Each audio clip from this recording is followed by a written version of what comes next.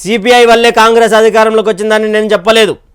CPI జాతీయ కార్యదర్శి Narayana CPI వల్లే కాంగ్రెస్ రాష్ట్రంలో అధికారంలోకి వచ్చిందని తాను అన్నట్లు సోషల్ మీడియాలో తప్పుడు ప్రచారం జరుగుతోందని సిపిఐ జాతీయ కార్యదర్శి నారాయణ ఆవేదన వ్యక్తం చేశారు. తెలంగాణలో సమిష్టి కృషితోనే కాంగ్రెస్ గెలిచిందని స్పష్టం చేశారు. కేవలం సిపిఐ వల్లే గెలిచిందని తాను ఎక్కడ చెప్పలేదని మరోసారి తెలిపారు. కాగా తెలంగాణలో సిపిఐ పొత్తు పెట్టుకోవడం వల్లే కాంగ్రెస్ గెలిచిందని, మిగతా రాష్ట్రాల్లోనూ తమతో పొత్తు పెట్టుకుంటే వారే గెలుస్తారని ఆ క్రమంలోనే ఇక్కడ కాంగ్రెస్ ఈజీగా గట్టెక్కిందని సిపిఐ నారాయణ చేసిన కామెంట్స్ వైరల్గా మారాయి. అంటే ఇది కూడా ఆయన డైరెక్ట్ చెప్తా ఉన్నాడు, నేను ఏ రోజు అనలేదు సిపిఐ పార్టీతో పొత్తు పెట్టుకుంటేనే కాంగ్రెస్ వచ్చింది, వేరే రాష్ట్రాల్లో పెట్టుకోవాలని కూడా నేను ఏ రోజు ఇది కేవలం ఈ వార్త ఉన్నది కదా, ఈ వార్తకి ఈరోజు సిపిఐ జాతీయ కార్యదర్శి నారాయణ ఎక్స్ప్లెనేషన్ ఇవ్వడానికి కారణం బీఆర్ఎస్ సోషల్ మీడియా ఉంటుంది.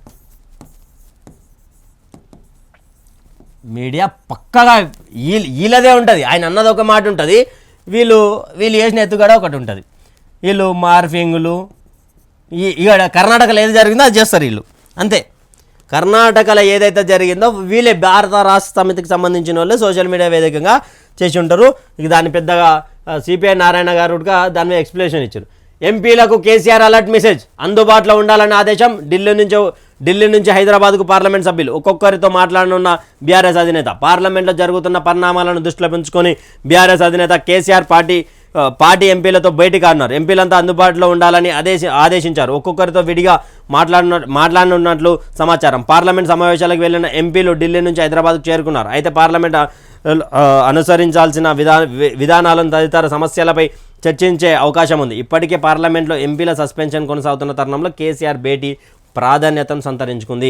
ఏదైతే పార్లమెంట్ ఎన్నికలు వస్తున్నాయో ఆల్రెడీ భారతీయ జనతా పార్టీ కూడా కసరత్తు చేస్తూ ఉంది. ఆల్రెడీ అక్కడ కాంగ్రెస్ పార్టీ గవర్నమెంట్ ఉండడంతో వాళ్ళకు కూడా ఎక్కువ శాతంగా మాకు టికెట్స్ రావాలంటూ కూడా కొన్ని రోజులలో ఇంకా 2-3 రోజులలో తెలంగాణ పార్లమెంట్ నుంచి ఎవరెవరు ఆసక్తిగా ఉన్నారు, పోటీ చేస్తూ ఉన్నారో కూడా వైఆర్టీవీ తెలంగాణ మీ ముందుకు తీసుకురాబోతా ఉంది. ఎవరు కూడా అభ్యర్థులు ఉండొచ్చు ఉండకపోవచ్చు అనేది కూడా ఒక సమాచారం అయితే ఉంది. దాన్ని మరి చూసి ఎలా ఉండబోతా ఉంది, కొంతమేరకు బండి సంజయ్ కూడా షాక్ తగిలే అవకాశం ఉందంటూ కూడా ఆ సమాచారం వస్తూ ఉంది. రోడ్డు ప్రమాదంలో తల్లి కొడుకు మృతి. స్కూటీని ఢీకొట్టిన లారీ హైదరాబాద్లో ఉంటున్న సోదరిని కలిసేందుకు బయలుదేరిన ఆ కుటుంబాన్ని మృత్యు కబలించింది. వెనుక నుంచి వచ్చిన లారీ స్కూటీని ఢీకొట్టడంతో తల్లి కొడుకు అక్కడికే మృతి చెందారు. ఈ సంఘటన సంగారెడ్డి జిల్లా కంది మండలం పరిధి జాతీయ రహదారిపై ఈరోజు ఉదయం జరిగింది. ఏపీలోని విజయనగరం జిల్లా దిబ్బగూడకు చెందిన కోటాస సత్యనారాయణ మహేశ్వరి ఇద్దరు దంపతుల కొడుకు దేవాంశ్ కలిసి ఉదయం స్కూటీపై హైదరాబాద్ బయలుదేరారు. మామిడిల్లపల్లి చౌరస్తా వద్ద వెనుక నుంచి అతివేగంగా వచ్చిన లారీ స్కూటీని ఢీకొట్టింది. దీంతో తల్లి మహేశ్వరితో పాటు కొడుకు దేవాంశ్ అక్కడికక్కడే మృతి చెందారు. సత్యనారాయణకు గాయాలయ్యాయి. పాపం ఎప్పుడు చిన్నపిల్లల మరణాలు చాలా ఎక్కువగా వస్తూ ఉన్నాయి. అంటే ముఖ్యంగా ఇక్కడ ఈ కేసీఆర్కి సంబంధించినటువంటి వార్తలో కొంతవరకు గమనించాల్సింది ఏంటంటే, కొంతమంది పార్లమెంట్ సభ్యులు ఎవరైతే ఉన్నారో వాళ్ళు కూడా పార్టీ జంప్ అయ్యే అవకాశం, జంపింగ్ జలాన్లకు రెడీగా ఉన్నారని కూడా తెలుస్తూ ఉంది. మరి చూడాలి ఎంతమంది ఎంపీలు సిట్టింగ్ ఎంపీలు పార్టీ మారకుంటూ ఉంటారు, అదే కేసీఆర్ బాటలో నడుస్తారో చూడాలి. తర్వాత